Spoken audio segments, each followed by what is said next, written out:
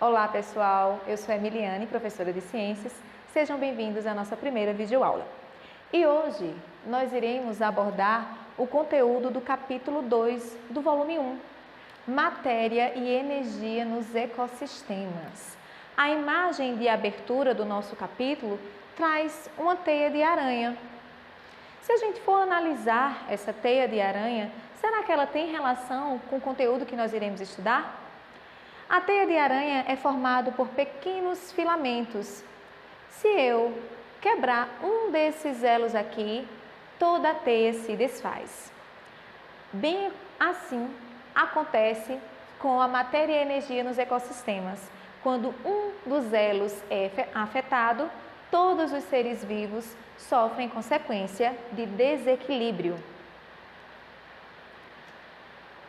No livro de vocês, didático, da página 27, ele traz aí o início do conteúdo sobre cadeias e teias alimentares.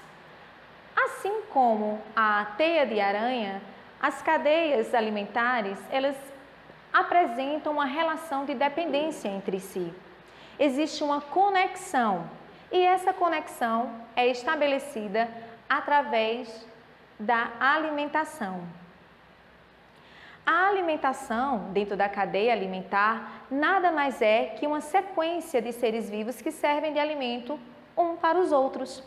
Então, no livro didático de vocês, na página 27, ele traz um exemplo bem simples de uma cadeia alimentar onde eu tenho o capim, a grama, tenho uma capivara e uma onça. As cadeias alimentares, elas são divididas em níveis tróficos. São eles os produtores, os consumidores e os decompositores. Os produtores, como o próprio nome já diz, produzem. Eles obtêm o seu alimento sem necessitar se alimentar de outro ser vivo.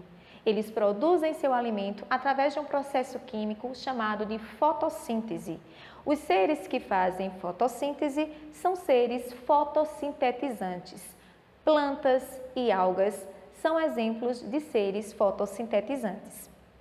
Os consumidores, como a própria palavra também já diz, consomem. E esses consumidores, eles podem ser subdivididos em primários, secundários, terciários. Quando, professora? Quando é que eu posso dizer que um consumidor é primário? Quando este ser se alimentar diretamente de um produtor. No exemplo da página 27, a capivara é um consumidor primário, pois ele se alimenta diretamente de um produtor, que no caso aqui é a grama. E a onça seria um consumidor secundário, pois ela se alimenta diretamente de outro animal, é carnívoro. Se eu tivesse aqui mais um elo desta cadeia que se alimentasse desta onda, seria um consumidor terciário e assim por diante. Quando um desses indivíduos morre, ele vai sofrer um processo de degradação e aí entra os decompositores, aqui representados por fungos e bactérias. Os fungos e as bactérias fazem o processo de decompor a matéria orgânica, absorvendo para si uma parte da energia com o alimento, mas também devolvendo para a natureza os nutrientes.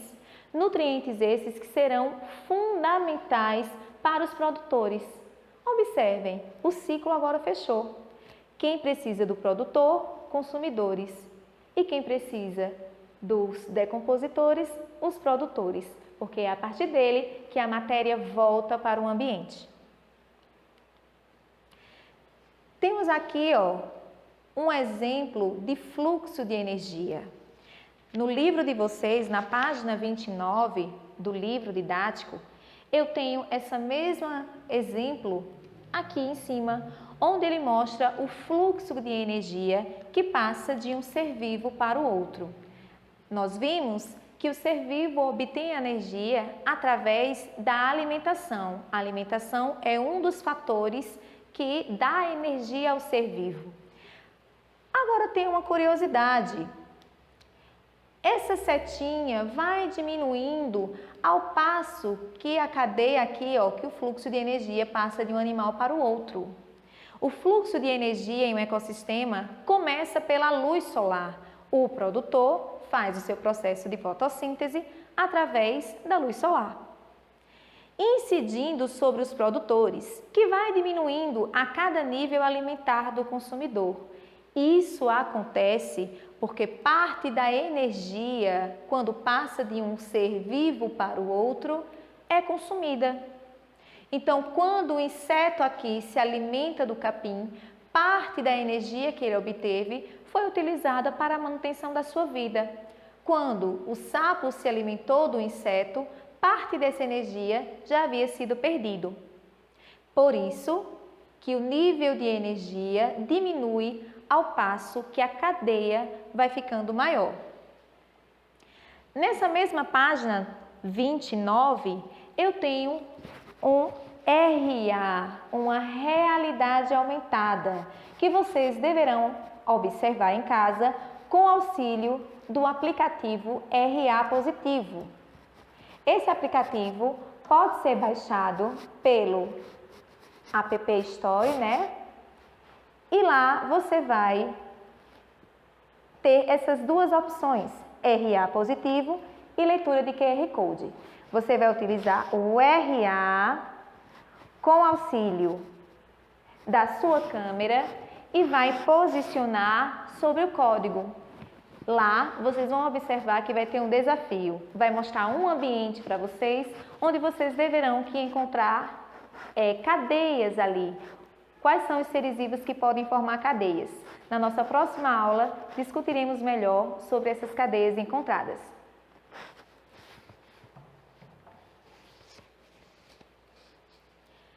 A pirâmide alimentar é uma forma simples da gente perceber como esses níveis de energia se apresentam. Como podemos perceber, uma pirâmide apresenta sua base muito maior. Significa dizer que aqui é onde há a maior concentração de energia. No livro de vocês, na página 27, há um exemplo de pirâmide. Observem, os produtores detêm o maior fluxo aqui, ó, de matéria e energia. Os consumidores primários, ao se alimentarem destes produtores, absorvem parte dessa energia e com isso parte dela é perdida, diminui-se. Os consumidores secundários apresentam uma parte ainda menor dessa energia. Consumidores terciários, menor ainda. Então, a pirâmide alimentar é uma forma simples e básica da gente compreender como essa energia vai diminuindo ao passo que vai chegando às próximas camadas, aos próximos níveis tróficos.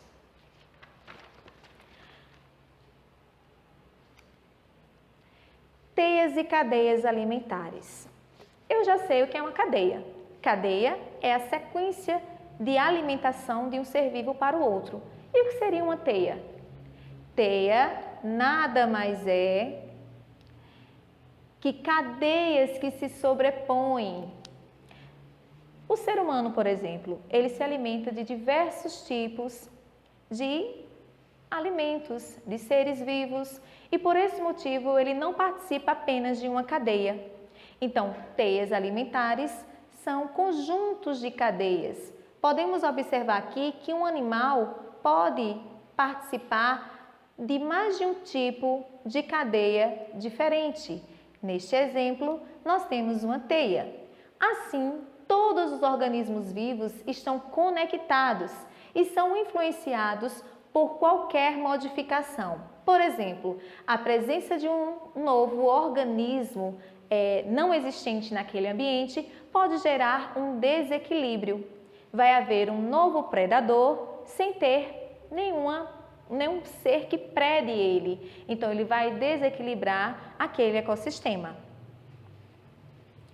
Vamos praticar? Na página 31, temos uma atividade aí. Vamos fazer juntos agora.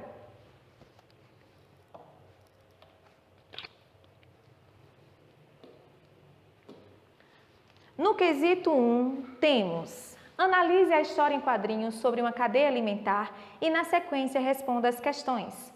Temos aqui, os quadrinhos, onde representa, de forma cômica, um tipo de cadeia alimentar, onde eu tenho o produtor, o consumidor primário, consumidores, secundário e terciário, aí até finalizar e voltar de novo para a planta. Ele pede que você analise e identifique quem seria o produtor nesta cadeia. Pensa aí um pouquinho. Nós vimos que os produtores são vegetais, neste caso, uma planta. Consumidor secundário. Nós vimos que o consumidor secundário é aquele que se alimenta diretamente de um produtor. Quem se alimenta diretamente de um produtor, neste exemplo, é o coelho.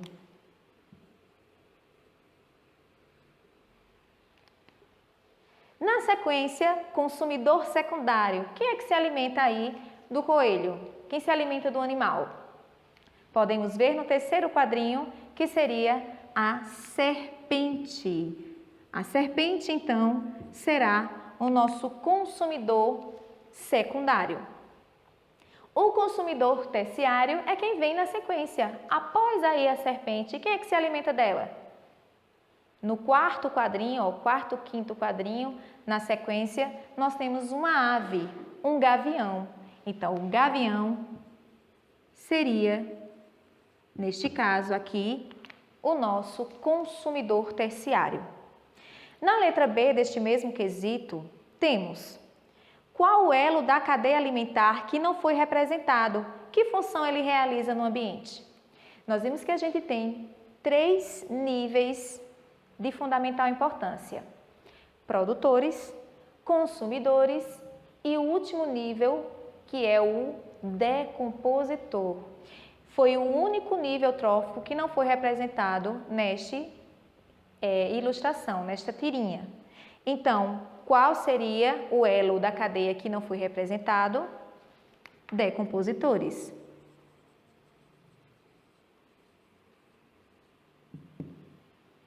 E qual a função que os decompositores têm no ambiente? Devolver a matéria orgânica, absorvida por esses seres. Eles degradam, o ser vivo e devolve parte dessa energia para o ambiente, ok? Então, devolvem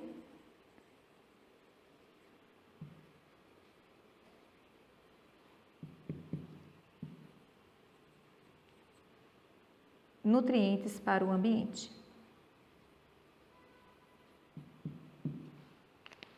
Finalizamos o primeiro quesito, iremos passar agora para o segundo.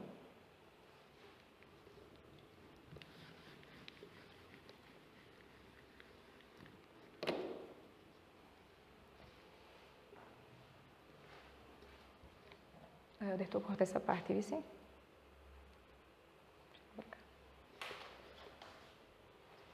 No segundo quesito, temos: em um ecossistema, as cadeias alimentares se entrelaçam, formando uma teia, conforme representado na ilustração.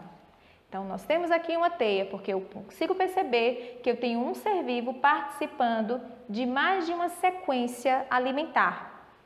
Então, em uma teia, podemos considerar várias cadeias alimentares. No exemplo apresentado, podemos citar planta, coelho, serpente e gavião. Planta, lagarta, sapo, serpente e gavião.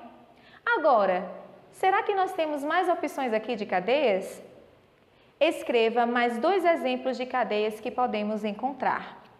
Fora esses 2 exemplos, onde eu tenho a planta e a lagarta, a planta e o coelho, eu posso também escrever uma nova cadeia, onde eu tenho o produtor, a planta, o roedor, o rato, a serpente e o gavião. Então, eu vou colocar aqui, planta, que serve de alimento para o rato, que servirá de alimento para a serpente, que servirá de alimento para o gavião. Será que temos mais uma possibilidade? Já foi a lagarta, o coelho e o rato. Nós temos aqui ainda uma opção, o do pássaro. Então, nós faremos esta próxima cadeia. Planta, que serve de alimento para o pássaro, que servirá de alimento para a serpente, que servirá de alimento para o gavião.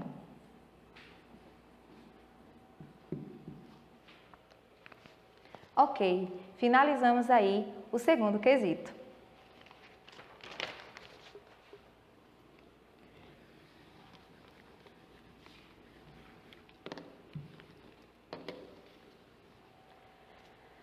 Passando para a próxima página, nós temos o terceiro quesito, que pede que nós consideramos ali a seguinte cadeia alimentar simplificada, representada através desta pirâmide.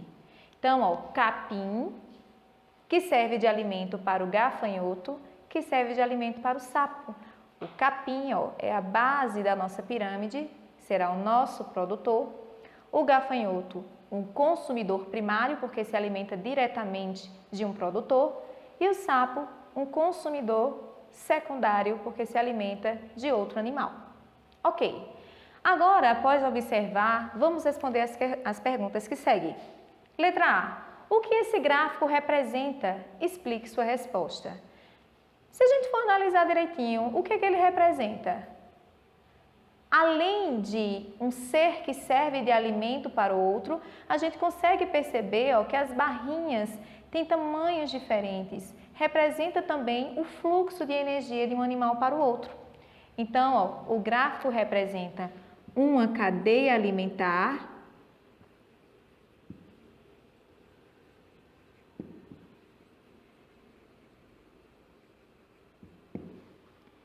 e um fluxo de energia. Na letra B, o que são os retângulos e por que eles são representados por barras de diferentes tamanhos? Os retângulos representam ali o fluxo de energia. E por que eles apresentam diferentes tamanhos? Aposto que todo mundo já sabe a resposta. Porque a energia vai sendo consumida ao passo que a cadeia vai se prolongando. Então, os tamanhos aí dos retângulos são diferentes porque parte da energia vai sendo consumida e vai diminuindo sua quantidade.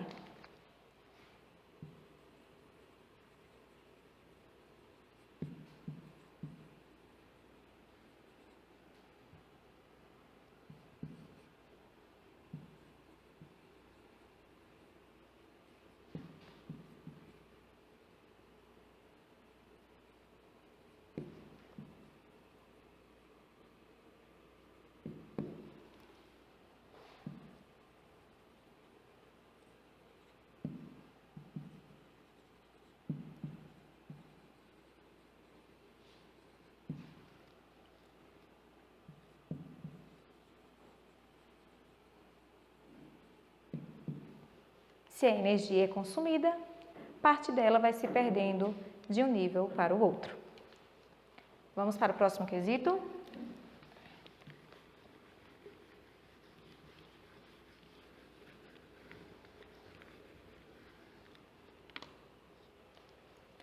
No quesito de número 4, nós temos outro exemplo aqui, de cadeias e teias, teias entrelaçadas, cadeias entrelaçadas, formando aí, vários elos entre os organismos.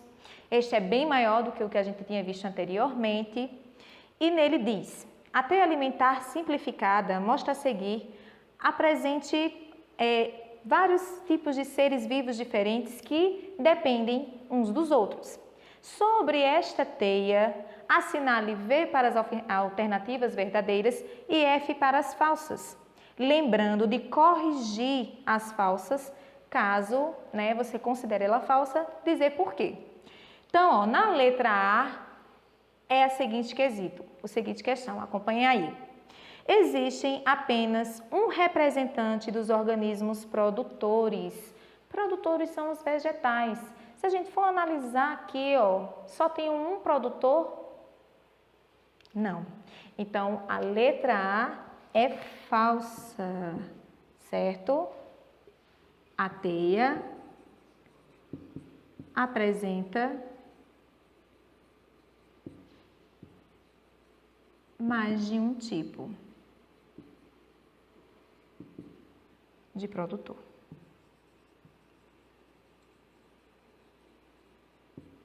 Na letra B, o tucano pode ser tanto um consumidor primário como um consumidor secundário, dependendo de quem estiver se alimentando, de quem ele estiver se alimentando.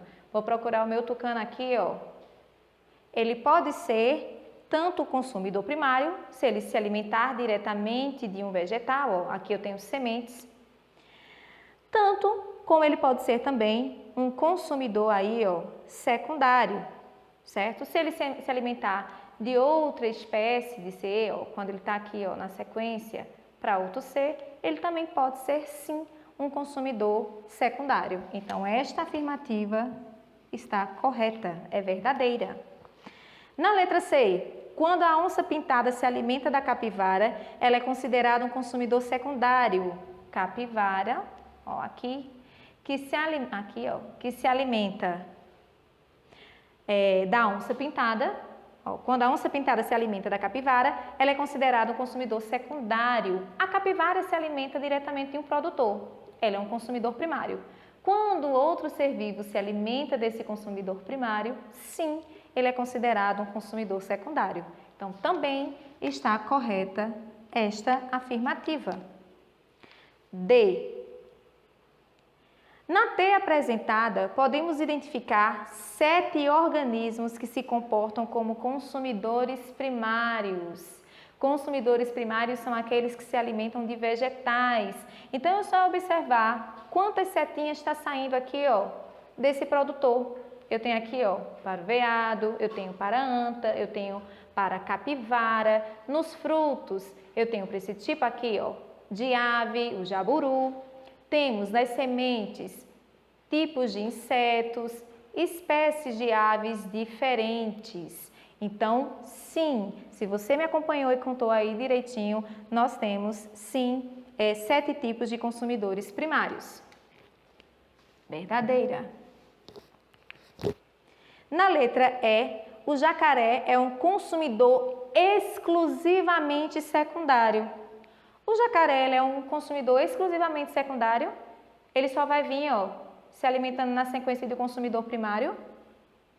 Tenho mais de uma setinha aqui, ó, em relação a este indivíduo. Então, é falso. Ele não é exclusivamente um consumidor secundário. Ele também pode ser considerado um consumidor terciário, dependendo da cadeia que ele participe.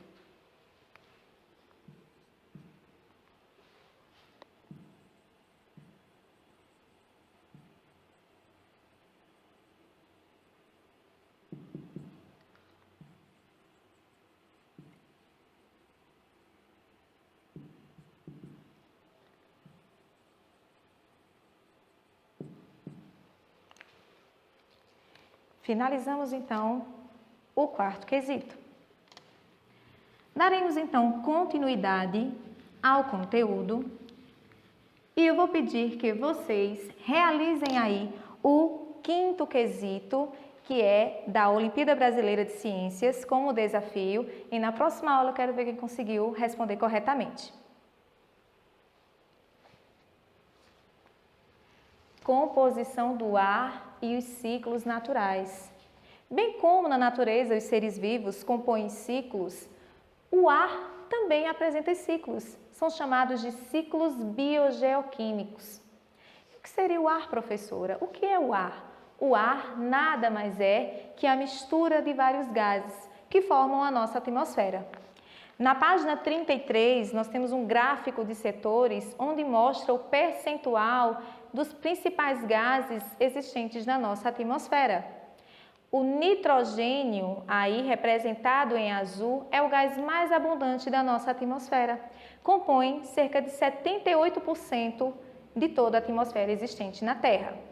Em seguida, nós temos o oxigênio, com 21%. O oxigênio, que talvez para vocês seja o tipo, de gás mais falado, porque é o gás utilizado no processo de respiração dos animais, inclusive o nosso. E 1% corresponde à mistura de gases, dentre eles o gás carbônico, o vapor de água, entre outros. Na página 33 do livro de vocês, nós temos um QR Code que vocês utilizarão, também utilizando aquele aplicativo do RA positivo anteriormente mostrado, e na próxima aula também discutiremos sobre ele. Temos uma curiosidade também na página 33, falando sobre a concentração de gases. Os gases apresentam diferentes concentrações na atmosfera. Podemos dizer que o oxigênio apresenta maior concentração perto da superfície. Quanto mais vai se afastando, a concentração de oxigênio vai se espalhando e diminuindo. E isso faz com que aconteça um fator, um efeito chamado ar-rarefeito. Esse ar-rarefeito, que é a baixa de concentração de oxigênio, pode causar em nós, seres humanos e em outros animais, um tipo de sintomas para quem não é acostumado. Tontura, falta de ar. A gente pode perceber isso quando a gente vive em um lugar mais próximo ali ao nível do mar e viaja para um lugar de alta, de montanhas, onde eu tenho ali uma maior elevação. Então, o ar vai ser menos concentrado e por esse motivo eu posso ter esse tipo de sintoma. Então, vamos lá para os ciclos agora. O ciclo do nitrogênio, que é o gás mais abundante na atmosfera. Lá no livro, na página 34, vocês podem acompanhar também este esquema aqui, tá? Então, o ciclo do nitrogênio é muito importante. Apesar de não ser um gás que participe da nossa respiração, ele é fundamental para o crescimento, para o desenvolvimento dos seres vivos. Ele participa ali, da composição de várias substâncias, como é o caso da proteína. A proteína que é uma composição indispensável para o desenvolvimento e crescimento dos seres vivos. O nitrogênio, então, ele não pode ser absorvido através da respiração. Eu não consigo assimilar. Quando eu respiro, parte desse nitrogênio que entrou sai do meu organismo pela expiração quase sem nenhuma mudança, sem nenhuma assimilação. Professora, e como é que eu consigo absorver esse nitrogênio, já que eu não consigo através da respiração? Aí que tá. O nitrogênio a gente consegue absorvê-lo através da alimentação. As plantas, olha aqui, do tipo leguminosas, com a forcinha ali, de umas bactérias benéficas, que se associam às raízes das leguminosas, fazem o processo de fixar nitrogênio da atmosfera na planta. Então, um ser vivo, quando se alimenta desta planta, ingere o gás, o nitrogênio, na forma da alimentação. Quem se alimenta desse ser vivo, se não se alimentar diretamente, acaba também ingerindo parte desse nitrogênio. Então, é de fundamental importância que a gente tenha dieta balanceada, diversificada, onde eu possa me alimentar de animais, de proteína animal, tanto quanto de proteína vegetal. Vamos passar agora para o próximo ciclo, o ciclo do oxigênio. O oxigênio, como eu já falei para vocês, talvez seja o gás aí mais conhecido porque faz parte da respiração celular, faz parte do processo de respiração e ele também tem um ciclo. Como é que ele vem para o nosso organismo e como é que ele retorna para a natureza? Simples. O oxigênio, ele participa através de duas maneiras, ele retorna ao ambiente de duas maneiras. Ou através da respiração, se eu encher meu pulmão agora, com oxigênio, quando eu expirar, não é mais oxigênio que eu estou expirando, não. Meu organismo já absorveu todo o oxigênio que eu respirei e em troca devolveu o gás carbônico. Então eu estou aí, colocando no ambiente o gás carbônico. Outro processo também é pela combustão, certo? Pela queima. Para que haja queima, é necessário que tenha oxigênio.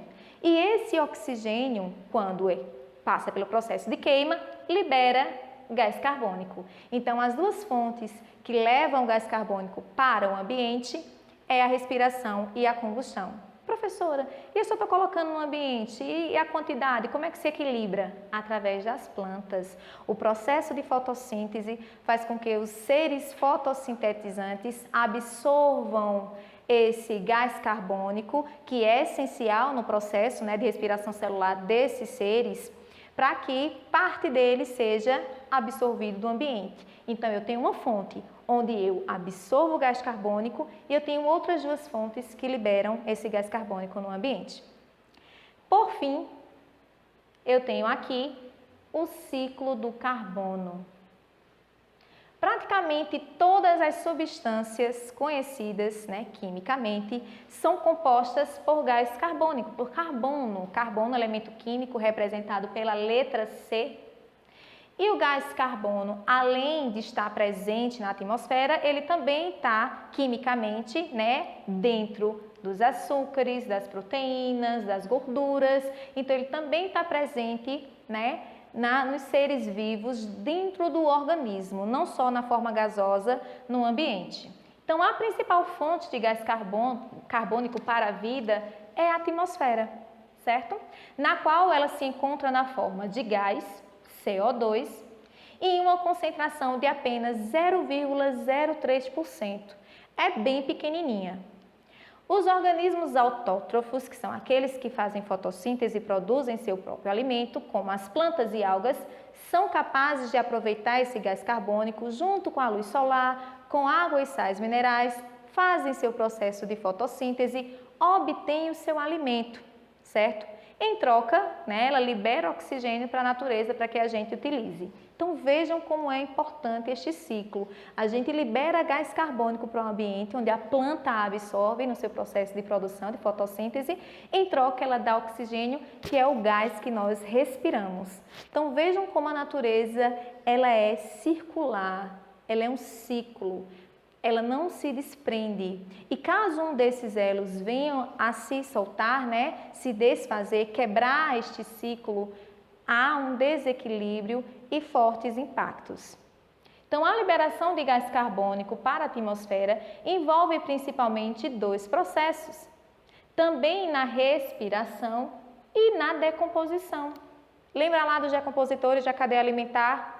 Pronto. No processo de decompor, de degradar a matéria, esses decompositores liberam gás carbônico.